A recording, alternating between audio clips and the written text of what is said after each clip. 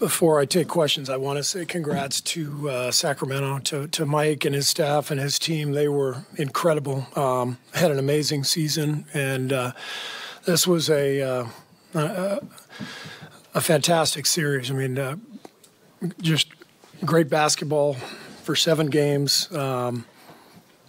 They've had, frankly, a much better season than we have. We've been kind of up and down all year, as you know, and they put together a whole season where they just became a contender. And the young talent, the coaching, it was impressive to watch and really difficult to play against. So congrats to the Kings. We are thrilled to move on, and there's a lot to discuss. I think the first two things that come to mind are Steph Curry having 50 points in a Game 7, never been done before, incredible, and Kevon Looney just keeps doing it every game. 21 boards tonight, 10 offensive. I thought he controlled much of the game with his offensive boards. I think Loon is one of the best centers in the league. I really do. And people don't recognize it because he's not dunking and shooting threes and all that stuff. But this guy is a flat-out winner, and he's a machine. And we wouldn't be here without him. So with that, I'll take questions. Steve, were you drawing up stuff to get Steph the ball, to Steph open, to get Steph shots, or was that just Steph finding it? So the biggest factor offensively tonight was our spacing. And in Game 6, our spacing was a disaster. And the whole focus yesterday was looking at film, seeing why there was nowhere to go. And we were just cluttered. So I thought today we spread the floor really well. The guys were really disciplined, and that gave Steph more room, but he's the one who went out and made the plays. So we just were smart. 7 turnovers for the game, 25 assists. We just made simple plays over and over again. And we talk about it all the time. We usually don't do it, but today we did it. And that's what we had to do to win this series. Steve, a lot of people talk about championship DNA, and sometimes that talk kind of elicits rolls of the eyes and, like, oh, is there really such a thing? Did we just see that? No doubt. Game 7, Game 7s are difficult. You saw how many free throws were missed, by both teams. These guys are all human, and everybody's nervous, and so there's a need to have experience in Game 7s, and our guys have that, our core guys. And I think what it takes is just taking the game possession by possession, which our guys did beautifully tonight. Not thinking about the outcome, just thinking about the process and repeating and repeating and repeating and breathing during the timeouts and staying locked in and staying focused. And our guys did that. But they've learned to do that through a decade of, these type of games. So the most impressive thing to me with Steph, Clay, Draymond, Loon, Andre, to do this for a decade, it's incredible. The energy that it takes to fight off challengers year after year and to have to prepare and win big games and doing it over and over again.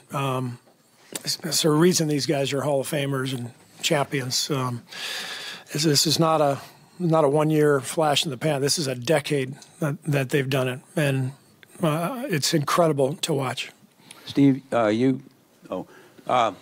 couple times you were caught on TV talking to Steph on the sidelines. Can you tell us a little bit about what you were saying to him? And also, you've seen him a lot, so does he ever surprise you, what he does? He doesn't surprise me. We all take him for granted because he's brilliant night after night, and we've been watching this for 10 years. And we just, you just have to remind yourself every once in a while, big picture. This is one of the great players in the history of the game. But that's how I felt, back when in my playing days, with Michael Jordan. You'd see it night after night, so you just took it for granted. So that's how it is with Steph. You just It's over and over and over again. And the resilience and the work that goes into that and the focus, it's incredible to watch. I guess we were just taking a lot of timeouts. You asked about what our discussions were. It was just about getting rest. And we took a few timeouts during the game just to get him a chance to breathe and our other guys. All I remember saying to him and the group was just, focus on the next possession and don't worry about results. Just keep, doing all the things we've talked about all series long. Rebounding, taking care of the ball, possession after possession. And if tonight was the best game plan discipline that we've had all year for sure, and one of the great games that I can remember since I've been here in terms of being that locked in for 48 minutes, and that's what it took. Tony Harvey, NBC Sports Radio. Coach Kerr, the other night, that 11:30 regular season on the road record, that's just a minimum. You done won the last 2 straight in this building on the road. Did it kind of like justify, what you meant the other night when you won here, that this is what your team looked like, when they're all together and they're all healthy? Yeah, but the other night, that's what our team looks like sometimes too, in Game 6. And it's not easy to do this, to have a performance like this. You can't do that every night. So there are going to be letdowns. And the other night, we played poorly, and Sacramento was great, and that's why we had to come in here and do what we just did today. But that's what the playoffs are about. You have to be able to bounce back and respond and win on the road, and our guys have been doing that for a long time. Coach, over here, you said pregame you're going to have some adjustments that you weren't going to share with us. Can you elucidate those a little bit now and the thought process behind some of those? Not really, because we play the Lakers in 48 hours, and I don't really want to say anything. I think the one thing I'll mention is just what I said before. Our spacing was just dramatically better tonight, and because we were so bunched together the other night, we just couldn't execute, and we turned it over. And so, given that the spacing was better, we were able to execute offensively, and that I thought our offense really helped our defense tonight. We gave up 5 points off 7 turnovers. The other night it was like 19 turnovers for 23, 24 points. That's the game right there. And along with the rebounding, we had 18 offensive boards. So, this has been a possession series. Whichever team has controlled possessions has generally won. So I thought that was the key tonight. I'd normally wait the day to ask you, but you mentioned it right there at the Lakers Tuesday night. Early thoughts on the series and the fact that it is coming so quickly. There's, I think, only one day off between every game. Well, we're excited just to have the opportunity. I think the Lakers changed their team dramatically at the trade deadline. They made some brilliant moves and became an entirely different team. And Darvin has done an incredible job guiding that team. They're excellent defensively. We know they've got, one of the all-time greats in LeBron, but a lot of talent across the roster. So it's going to take a big effort to beat them. We know how good they are. Coach here, Ruth for Hispanic Sports Media. This team has prevailed through a lot of adversity this series. How proud are you of your guys and the resilience that they showed this series? Yeah, incredibly proud. And I think resilience shows in a lot of different ways. People aren't going to talk about Clay because he shot 4 for 19 today, but his defense was amazing. And I don't know, to be able to play that kind of defense in the midst of a bad shooting night, that's not easy to do. But Clay is such a gamer, such a competitor. I'm as proud of him as anybody. We're going to talk about Steph and Loon because of their brilliant individual performances, but how you play when things aren't going your way really defines you as a player. And I think tonight, Clay was he showed why he's such a great two-way player and why he's a champion.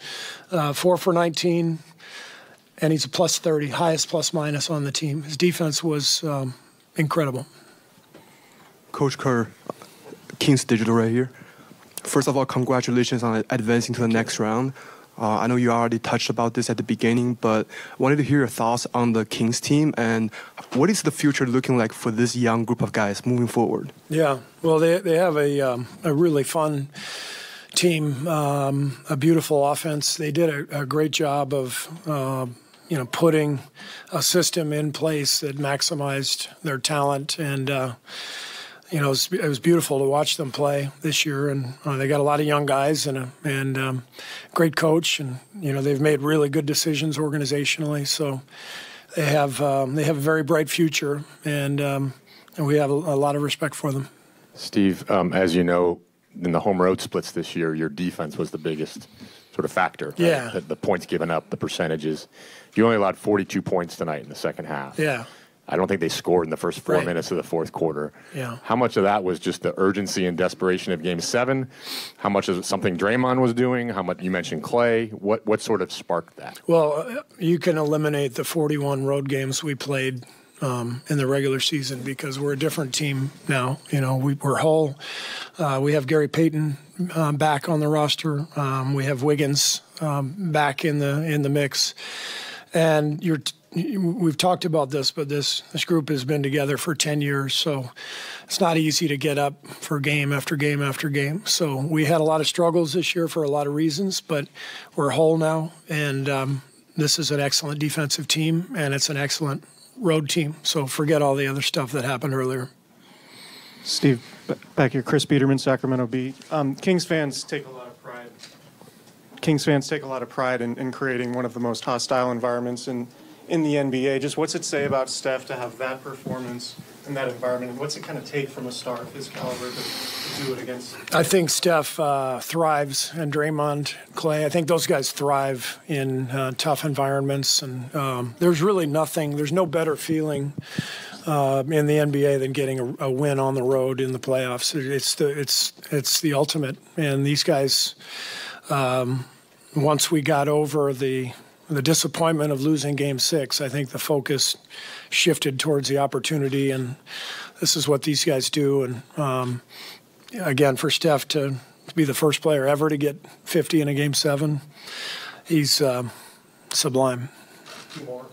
Hi, Steve. Just a quick question about your history with LeBron. I know he's on a different team now than when you used to face him with the Cavaliers, but does any of that history that you've had with him personally factor into how you approach this series and what the sort of institutional knowledge, I guess? Yeah, I mean, we've played each other so many times over the years in the playoffs. One of the first things I learned about LeBron the first time we played them in the finals was just how smart he was. Like coming out of timeouts, he knew what we were doing. And so you take that into account. You have to recognize just what a brilliant mind he has, and not just the physical talent. And he knows our team, although I think this team is very different than the teams back then. 15 through 18 when we played each other in the finals. But we do have some of the same tendencies, and he'll recognize some of those things. But we're not quite the same team, and we're doing some different things. But we know how good he is and how smart he is. Steve, you talked about the spacing and how it helped you guys a little bit tonight. Steph had obviously took a lot of slack because Clay and Wiggs weren't shooting the ball very well. But how did he navigate that space so much better than they did in terms of just making it an efficient night for him while they struggled? He's just Steph Curry. I mean, he's that good.